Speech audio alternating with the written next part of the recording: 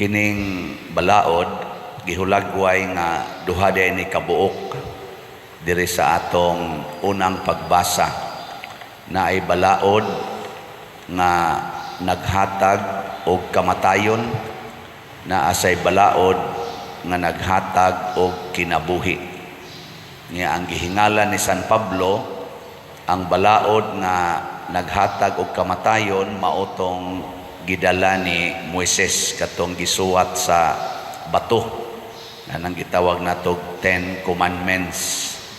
Niya ang balaod nga nagdaog kinabuhi mao ang balaod nga gihatag ni Kristo, nga gisulat sa atong kasing-kasing pinaagi sa Espiritu Santo.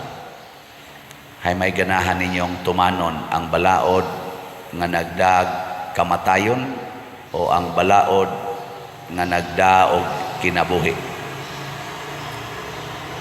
Kinsay ganahan sa balaod nga nagdaog kamatayon?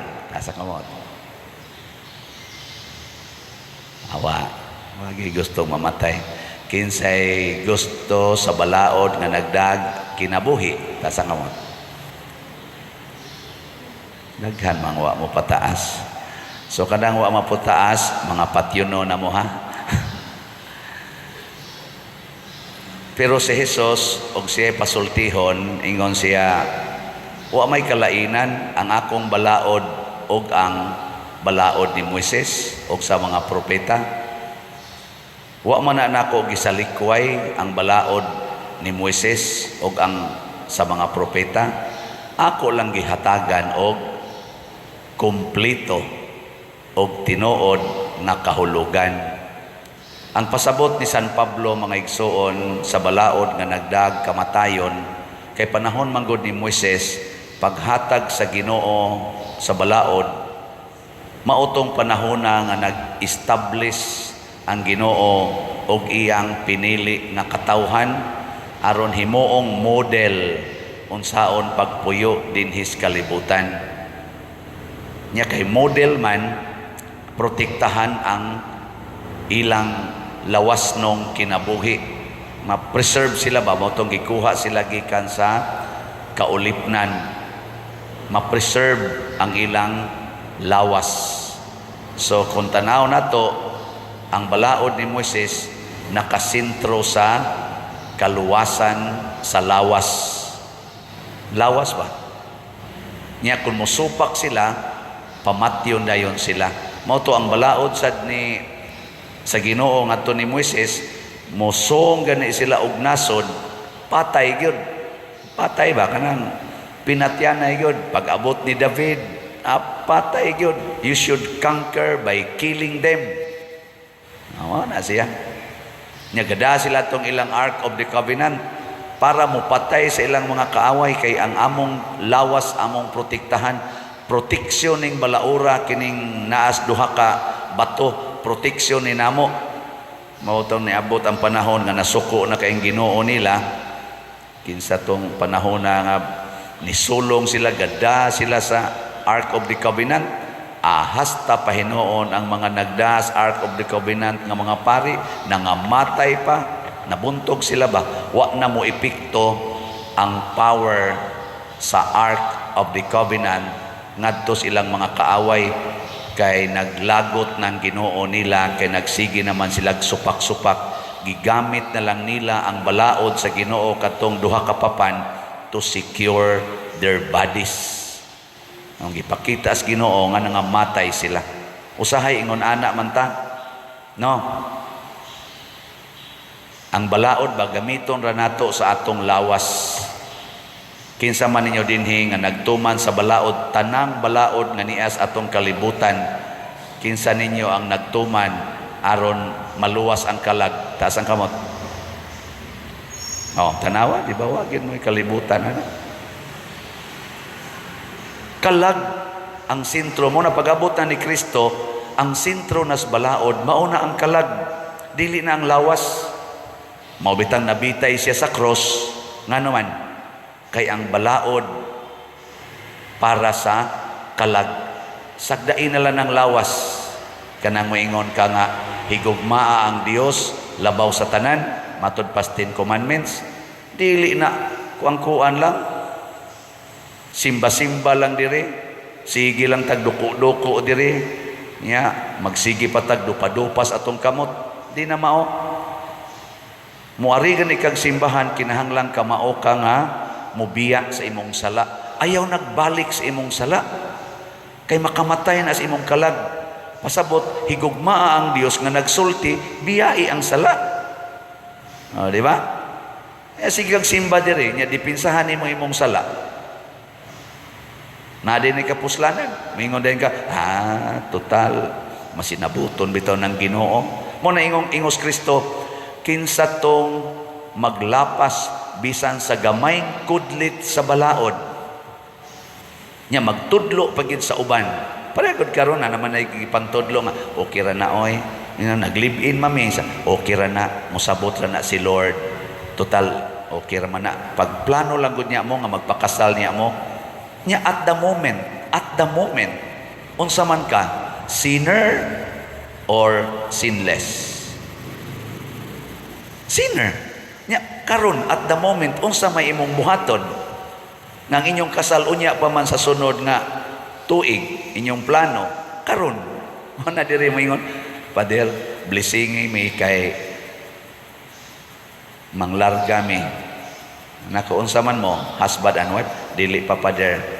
Kanang kuan namin nag-stay together niya kanang nanamugod mi plano Pader nga magpakasal 6 months from now. Niya blessing lang mi Pader aron maayo among lakaw. Nako unyag makras ng eroplano iglupad karon. Kanang inyong plano nga magpakasal sa 6 months from now, makaluwas na ninyo. Niya magsigig yapon mo kuyog as husband and wife. Magdog yapon mo higda, mag-sex yapon mo, makaluwas na ninyo kanang inyong plano nga 6 months from now. So unsam day buhaton pa din ako pagbuwag mo higda, pagbuwag mo higdaanan, pagbuwag mo balay, nya wala nay sex, pagbasol mo sa inyong sala nga nabuhat, dili kay ipadayo na ninyo. Nya inigabot na sa 6 months from now, pakasal dayon mo, iniguman tipo na sad mo puyo, dug na sad mo maayo 24/7 hangtod mo mangluspad din agi na siya sala. Nganong di man mo agwanta aning ni ang 6 months inyo man hinuong kong publisingon aron di mo mga daot lawas ra gyud ba? Aron di madaot among lawas, aron maprotektahan among lawas. Brasa na magdadinig bata. Unsa may role sa simbahan nga gitudlo? Kanus aman bunyagan ang bata. Kanang bata ba nga matao kita sa simbahang Katoliko, kanus abunyagan ang bata. 1 year, 1 month, 3 months, 3 years. Inig abot sa papa nga tuas abroad, inig kadagko sa baboy. Og nanay kwarta, mo nay basihanan, dili ang basihanan as soon as possible. Inig kalagsik sa mama gikan sa pagpanganak, bunyagan dayon ang bata. Ningkaw niya po wa man diri ang papa, abroad pa man. Unya, kung kanang bataa mamatay na karong gabi makaluwas na itong abroad. Ha? Makaluwas to? Uy. Kadtong abroad inig uli, mao toy hinungdan nga mahimong anak sa Ginoo ng imong bata o ang sakramento. Ang sakramento nya imong ilangay-langay ang paghimo aning bataa nga anak sa Ginoo tungod lang atong abroad. Ana na siya. Kung nabunyagan dayon ang bata as soon as possible. Uy, naamanoy mo dool na ko diri. Father, blessingi ang bata. Naku nga naman, mo travel man gud mi Father, mo adto mis probinsya. Nabunyagan na ni. Wala palagi Father, kaya upa man mauli ang papa, niya amo magong i-travel. Ang blessing para protection sa lawas sa bata. Lawas ba? Maingon ko, ayaw, di ko mo bless ana. Ang gikinahanglan ron sa bata, sakramento, dili blessing. ihatag ang sakramento, dili blessing. Kay ang sakramento para sa kalag, lawas o kalag. Pero ang imo rang giapas, ang lawas ra, pwede ra gyud mo mga matay diha anytime, mabangga ng inyong gisakyan pa doon sa probinsya. Oh, simba ko pa doon, simba ko. Hadlok ra gyud ta sa atong lawas. Muna ang balaod, kutob ra gyud ta sa lawas. Mausa na ang balaod dato din sa atong katilingban. Basta di lang ko madakpan, okay ra. Basta walay dakop, okay ra. Di na kayron isog atong presidente, siyabo na sad. Karon ay gubot kayo mga pulis duga, puol na kaayong paminaw ng siging hearing dihas mga pulis anang komite sa Senado, anang komite nila. Kapoy kay paminaw anang siging pulis sangkot sa droga, magtudtod dalap siging pasangil, droga. Basta dili lang ta masakpan, okay ra gyud nagbobayolita, basta secured lang atong lawas. Pero nahibaw ba ng mga pulis o kanang mga kauban sa mga pulis nga mga politicians ba na sila or unsa na sila, nahibaw ba sila nga ang ilang lawas mahimong i-secured sa ilang gahom apan dili ma-secured ang ilang kalag? Nakit-a nas Ginoo, tingali dili sila makonbikto diha sa korte sa tao, pero konbiktado na sila sa matas Ginoo. Kamo, nahibaw ba mo? Hasta ako pare pananglitan, may kay ko din baligyag slat, palit dayon mo, ang uban sa disan mamalit. Ano yun? Sus, kabuutan yung Padersiano, masanto ginis Padersiano. Ano ba? Sure mo? Masanto ka ako? Ha? Uy. Sa inyong mata, masanto ko. Pero sa matas Ginoo, way siguro. Kay matod pas Ginoo, bisag kinsa tong magtuman o magsupak sa gamay kudlit sa balaod. Pananglitan ro dinhi, buotan kay kustanan. Nighuman ani, iksaka na ko dito sa akong kwarto, naaday ko'y daghang gitiksan-tiksan, sige tanaw ng porn, enjoy ka is porn, patay. Muna, ang the greatest struggle sa pagtuman sa balaod, when you are alone. Kanang kita na lang usa, anha diha ang tinuod nga pagtuman sa balaod. Pananglitan ikarang usa ga drive ni signal og red, wa gyud tawo ang palibot kay kaadlawong dako saman mulabang ka dili, way pulis, wa tanan, mingaw gyud kayo ni signal og red, mulabang dili. Kung buangon ka, way tao, labang, disgrasya ka, dili. Nga naman, wa may tao, mingaw man, ikaramasang usa.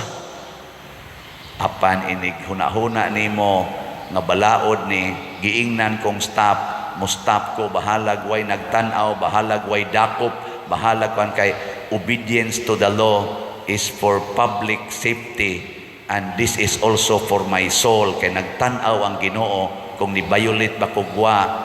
Ang mata nga nagtanaw nako mao ang Espiritu Santo nga matod pang San Pablo naas atong kasing-kasing. Moingon di ka, di ko ni supakon kay nagtanaw ang Espiritu Santo. Di ba?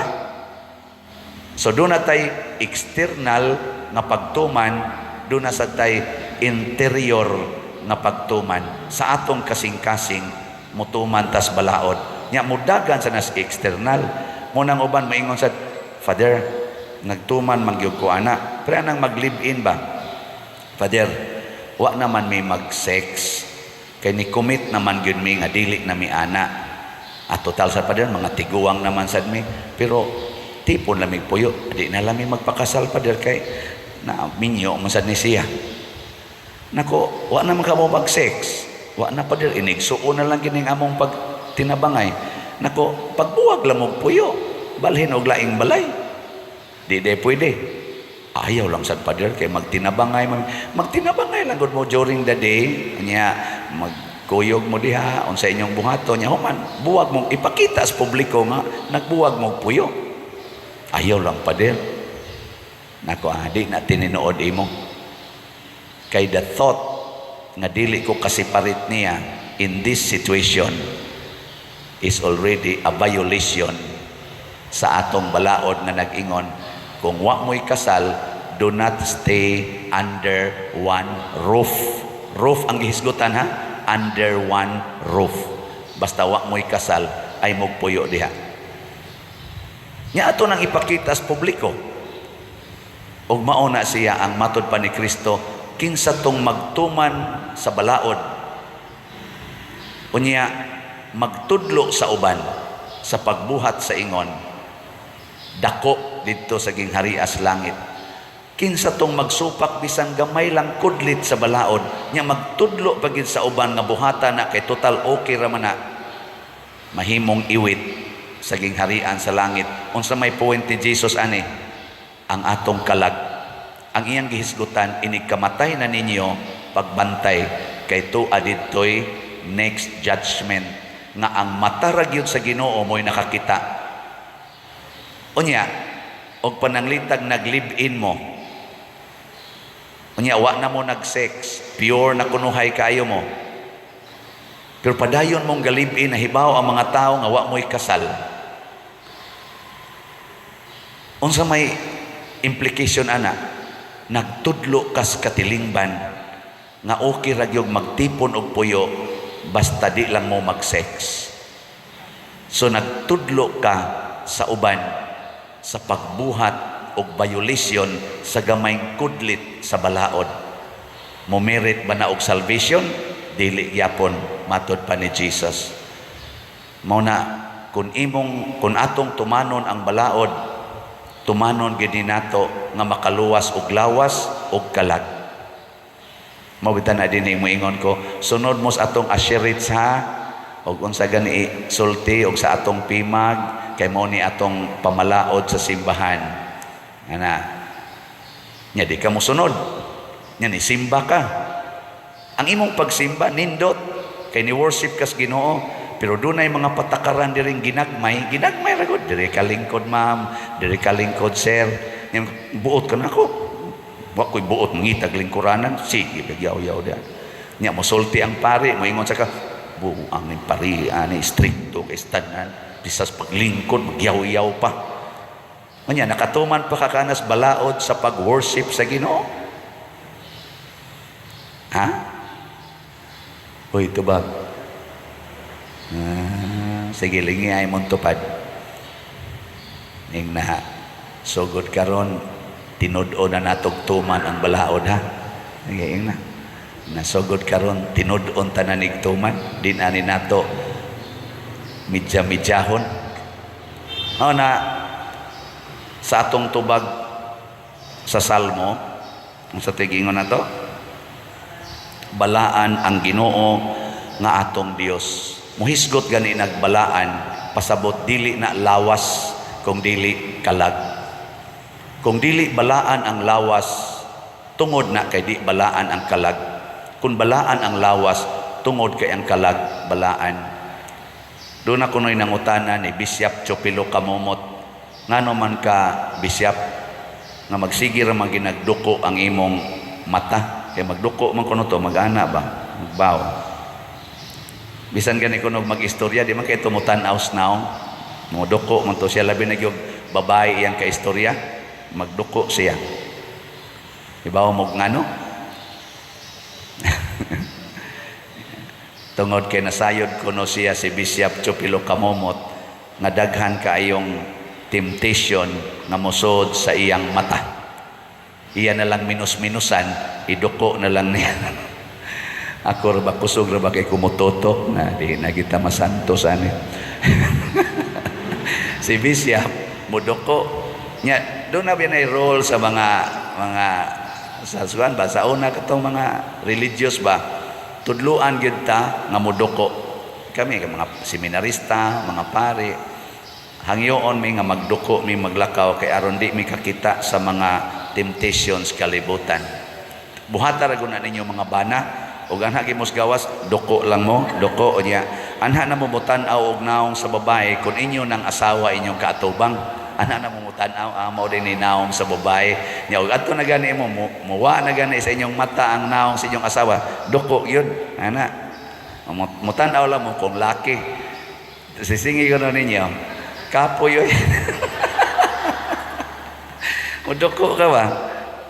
Ang pasabot ana, nganong nidoko man ka, kay imong giprotektahan ang imong kalag. Yes, ang imong lawas, igo ra na mo tan-aw. Ikaw, wa man sa na ko hikapa, pader. Wa man sa ko nakig-sex, ana. Wa man ko'y gibuhat, wa sad may relasyon. Tan-aw lang ko anang mubo niyang short, kanang iyang sayal nga, nagbukad-bukad, nga makita na dito sa ilawom. Tan-aw, ganahan lang ko magtan-aw. Kanang iyang diri-ari nga, dughan nga, gamay na lang kay gitungtong, igo raman sa kong nitanaw. Pero huna-hunaa unsay nahitabo ka sa imong kalag. Imong huna-huna ug ang imong kasing-kasing kumusta man. May pag-iduko na nimo.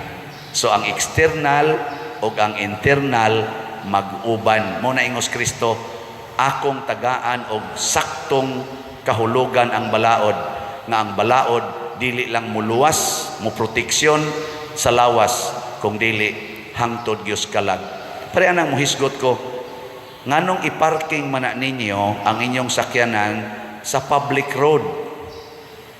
Nga naa man ginang balaod nga kuhaon gidang obstruction diha sa kaning karsada. Ngano man? Tungod, nganong padayon pa mangyong parking? Tungod na kay moingon, sige, suway ninyo. Suway ninyo. Unsa man na? Hulga. Suway nyo kuha. Moingon sa ko, ngano man yung mga barangay officials or ang mga officials sa itong balaod nga nagpatuman ani, di man yun kabadlong ani. Siya, kuyaw kay pader, kay moingon man, kita lang ta, inig-eleksyon. Unsa may giprotekta nga lawas gyapon. Hulgaon ka ba? Sige. Alsa. Mayon ka mo. Kasustinir man ka mo. Lawas. Pero kana na nagparking diha, labi na gyud manghulga, awa nang kalaganay, padung nas impierno. Ngano man? Wa nimo higugmaa ang imong isig katao pinasubay sa balaod sa gugma. Kanang pag-ingon sa balaod nga ayaw mo pagparking anang dahan tungod na sa gugma nato sa atong isig katao sa publiko. Antusi og padaplin. Ako na ako'y nakitaan din hikaron. Congratulations. Ubay-ubay na gyud. Nga sa una ako nang napanida naa na sila sa daan nagparking. Karon ni kab-kab gyud dito pangpang kilid sa ila. Gikab-kab yun igong masod ang ilang sakyanan ug tuan na ron ni parking dito. Kami Edgar mo dagan tan-awa gar sa una diha nas daan nagparking iyag yung gipanpanan og mayo si Edgar malangit na gito pader. Kana man naningkamot ba pero ang uban habulan pa pero naasa kanang karsada habulan pa kay murag yung ilang grahian. So nakahimuon nimong grahian ang public road, ang barangay road. Sa matas Ginoo anay tungod lang kay way makapalag nimo kay gamhanan ka sa matas Ginoo ana impas na ka mo na ingong Ginoo ingon si San Pablo dire ang Espiritu Santo maoy nagpuyo nato aron magbantay kung nagtuman batas balaod dili na katong bato kung dili ang Espiritu Santo ug ang mata sa Espiritu Santo mas hait panas ispadang duhay suwab makasuhid na siya sa kinaladman sa atong pagkatao. Nya anha ta diha mahadlok sa mga mata nga musuhid bisan sa dili na gyud makita sa publiko. Na si Kristo hingpit nga pagtuman. Unsa may mahitabo kun motuman ta? Naadayon ang tinuod nga kalinaw, kalipay o kabalaan sa kinabuhi.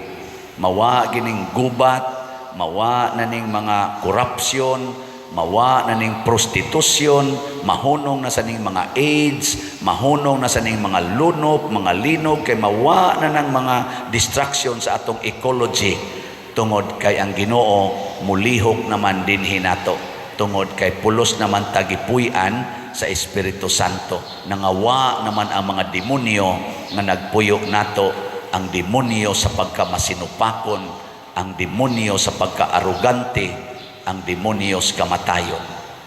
Muna'y the best solution aron mabuhi tag tinud-anay ang pagtuman sa balaod, pinasubay sa paagi ni Kristo, dili tawhanon. Manindog na ta mga kusog motuman sa balaod. Mga igsoon, kalipay ang saad sa Dios ngadto kanila nga nagtuman sa balaod sa Dios non nga kapaagi, sa kinasingkasing nga paagi.